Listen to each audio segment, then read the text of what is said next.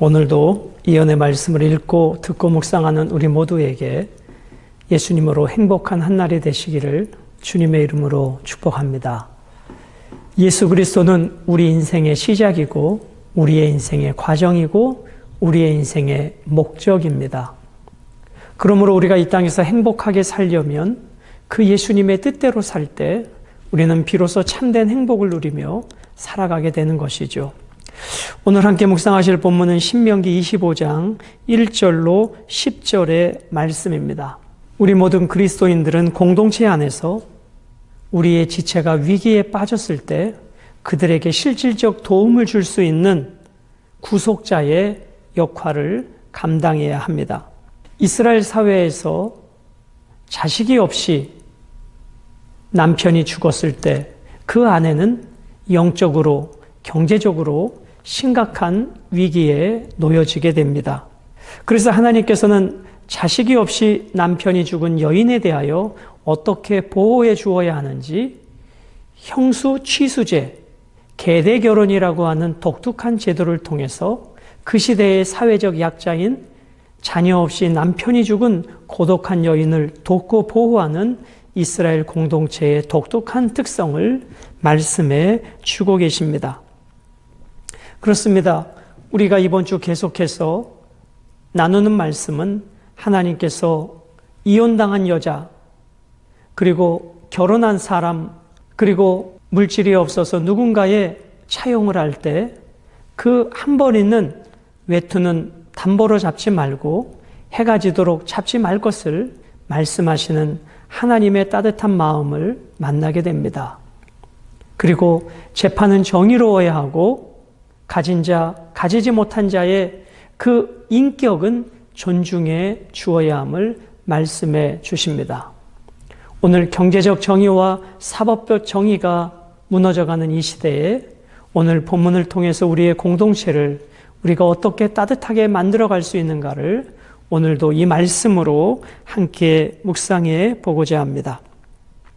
자, 1절부터 3절까지는 재판과 태형, 태형은 몽둥이로 엉덩이 정도를 때리는 벌을 말합니다. 사람들 사이에 시비가 생겨, 자, 시비라는 말은 다투다, 소송하다, 물리적인 충돌이 일어나서 옳고 그름을 가르는 법적인 소송을 말하고 있습니다. 자, 사람들 사이에 그렇게 옳고 그름을 다퉈야 하는 법적인 시비가 생겼을 때는 재판을 청하게 됩니다. 자, 이 재판은 주로 성문에서 이루어졌고 각 성마다 재판장이 있었던 것이죠. 자, 재판장은 그들을 재판하여 의인은 의롭다 하고 악인은 정죄할 것이다 라고 말씀합니다. 여러분, 재판관에게는 공정과 정의가 요구되어지죠. 개인적 이해관계와 개인적 인간관계에 매이는 것이 아니라 공정과 정의, 즉 하나님의 말씀을 기준으로 의인은 의롭다라고 말하고 악인은 정죄해야 한다는 것입니다. 자, 죄가 없는 사람에게는 무죄 판결을 내려야 하고 죄가 있는 사람에게는 유죄 판결을 내려야 합니다. 그래야 공정하고 정의로운 사법 정의가 세워지게 되는 것입니다. 2절, 악인에게 죄가 있다고 판단되는 그 악인에게 태형이 합당하면 재판장은 그를 엎드리게 하고 그 앞에서 그의 죄에 따라 수를 맞추어 때리게 하라 말씀합니다. 자, 누군가가 태형죄가 합당하다라고 생각되면 엎드리게 하고 엉덩이를 때리는데 그 죄의 경중에 따라서 태형 숫자를 정해야 한다라는 것이죠.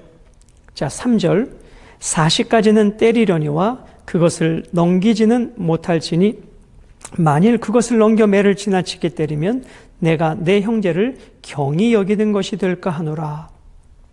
태형의 최고 한도는 40이었습니다. 그 이상을 때리면 생명의 위험도 있고 그 이상을 때리는 것은 법이 아니라 감정이요 개인의 분노이기 때문에 그 태형을 당하는 사람의 수치스러움을 불러일으킬 수 있다는 것입니다. 그래서 죄가 있어 태형을 당하는 사람의 그 상한선은 40대였다라는 것입니다. 그래서 여러분, 사도 바울이 복음 들고 선교하는 중에 로마로부터 이 태형을 당할 때 40에 하나 감한 매를 맞고 이런 표현이 있습니다. 그것은 이 하나님께서 정해주신 그 40의 기준이 시간이 흘러가면서도 세계 곳곳에 태형죄를 적용하는 기준에 적용되었던 것 같습니다. 4절은 소에게 망을 씌우지 말라입니다. 곡식 떠는 소에게, 곡식 떠는다. 이것은 타작 중에 있는 소에게, 탈곡 중에 있는 소에게, 즉 소가 열심히 일하고 있는 동안에 그 소에게 망을 씌우지 말지니라. 여기서 망은 입마개를 말하는 것입니다. 소가 일을 하는 동안에는 먹을 수 있도록 해야지 먹을 것도 주지 않고 일시켜서는 안 된다. 하나님께서는 짐승에게조차 보호하시는 하나님의 따뜻한 배려를 말씀하고 있습니다. 즉, 일할 동안에는 먹게 하라. 그러나 일하기 싫은 자는 먹지도 말라. 그 말씀도 우리는 기억해야 할 것입니다. 자, 5절과 6절은 계대법에 대하여 말씀하십니다. 5절, 형제들이 함께 사는데 그중 하나가 죽고 아들이 없거든 그 죽은 자의 아내는 나가서 타인에게 시집가지 말 것이요 그의 남편의 형제가 그에게로 들어가서 그를 맞이하여 아내로 삼아 그의 남편의 형제된 의무를 그에게 다 행할 것이요 말씀합니다. 자, 형제들 가운데 한 형제가 자식이 없이 남편이 죽습니다. 그러면 홀로 남은 이 과부된 여인은 누가 돌보아 주어야 할까요? 그 과부된 여인은 그 집안 밖으로, 즉 다른 사람에게 가서 재혼하지 말고 그 형제와 재혼할 것을 말씀하십니다. 자, 그러면 형이 자식이 없이 형수를 남겨놓고 세상을 떠났습니다. 그러면 그 밑에 동생이 그 형수를 아내로 삼아 자식을 낳게 해야 합니다. 그리고 그렇게 해서 태어난 자식은 내가 결혼했지만 내 자녀가 아니라 형의 자녀로 형의 가문을 잇는 형의 가문의 상속자로 그 자녀는 살아가게 되는 것입니다. 이것을 계대결혼, 형사치수죄 이러한 단어로 설명하게 되는 것입니다. 이것은 이스라엘 공동체의 독특한 하나님의 약자에 대한 배려였습니다. 자, 5절 뒷부분에 그의 남편의 형제된 의무를 그에게 다할 것이요. 6절, 그 여인이 낳은 첫 아들이 그 죽은 형제의 이름을 잊게 하며. 이제 동생이 형수와 결혼을 하여 자식을 낳습니다. 그럼 그 자녀는 내 자녀가 아니라 형의 자녀가 된다, 그런 뜻이었죠. 그래서 그 자녀가 형의 기업을 잊게 한다. 그것을 이름을 잊게 한다. 이름을 잊게 한다는 뜻은 기업을 물려받게 한다, 그런 의미였습니다. 그 이름이 이스라엘 중에서 끊어지지 않게 할 것이니라. 자, 끊어지다의 의미는 지워지다, 파멸하다의 두 가지 뜻이 있습니다. 파멸하다는 심판으로 파멸당하다, 지워지다는 기록에서 지워지다입니다. 자, 그러면 여기에서 그 이름이 이스라엘 중에서 끊어지지 않게 하라, 이 의미는 무엇입니까? 죽은 형제의 이름이 명부에서 지워지지 않게 하려면 계대 결혼을 통해 낳은 자녀가 형의 기업을 이어가야 된다는 것입니다. 그것이 그 형의 이름이 제거되지 않는, 지워지지 않는 방법이었습니다.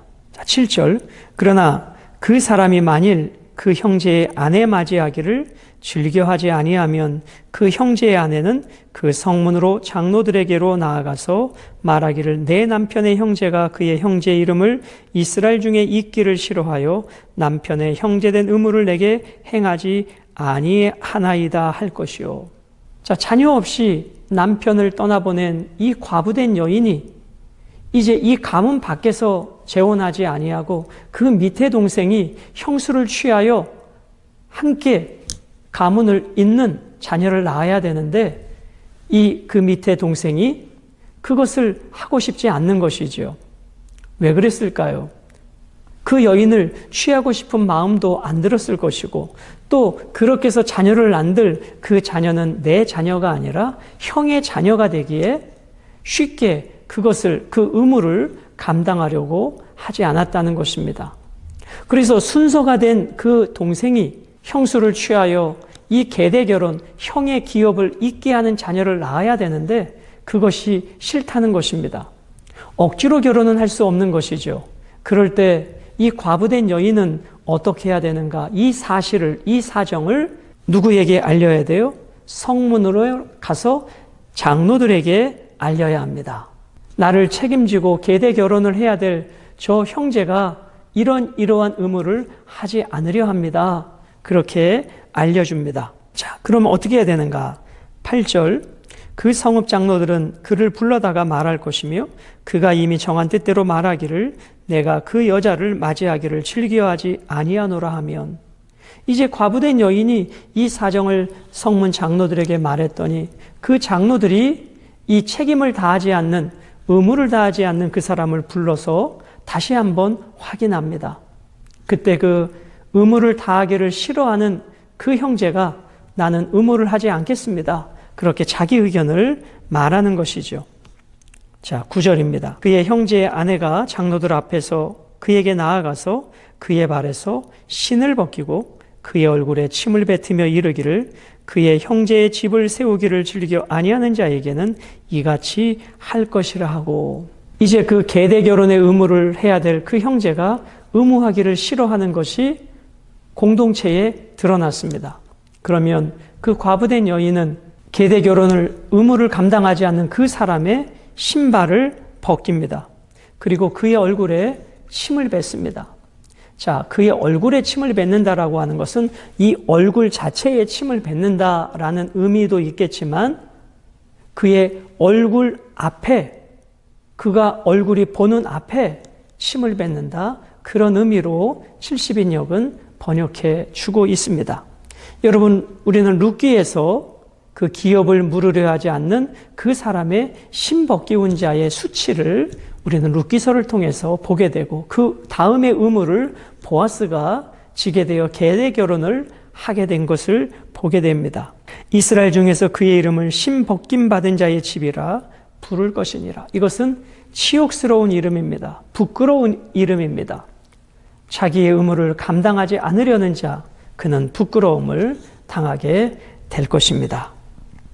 자, 오늘 본문을 통해서 두 가지를 우리는 생각해 보았습니다. 하나는 태형에 대하여, 하나는 계대 결혼에 대하여. 공통점은 무엇입니까? 사회적 약자를 보호하시려는 하나님의 방법이었습니다. 아무리 그 사람이 심각한 죄가 있어 태형을 감한다 할지라도 40대 이상을 때려서는 아니 된다. 그것은 그의 생명과 인격의 문제다라는 것입니다. 그리고 자녀 없이 남편이 죽었을 때 그 쓸쓸하고 고독한, 경제적으로 영적으로 위기에 놓인 여인을 향하여 하나님께서는 계대 결혼 형사 취수 제도를 통해서 그 여인을 보호하는 하나님의 마음을 알려주셨습니다. 이렇게 우리 정리해 볼까요? 처벌 받는 자라 할지라도 인격은 존중되어져야 합니다. 그러나 의무를 거부한 자는 불명예를, 수치스러움을 당하게 될 것입니다. 오늘 우리가 살아가는 공동체 안에서 이 원리가 적용되어지고, 오늘 우리가 이 땅을 살아가면서 내가 마땅히 해야 될 의무를 감당하지 않을 때, 하나님 앞에 섰을 때 우리는 어떠한 판결을 받을까요? 우리는 그날에 주님 앞에 섰을 때 나는 의무를 다하며 사는 자인가? 나는 나의 유익과 만족을 위해 의무를 회피하는 자는 아닌가?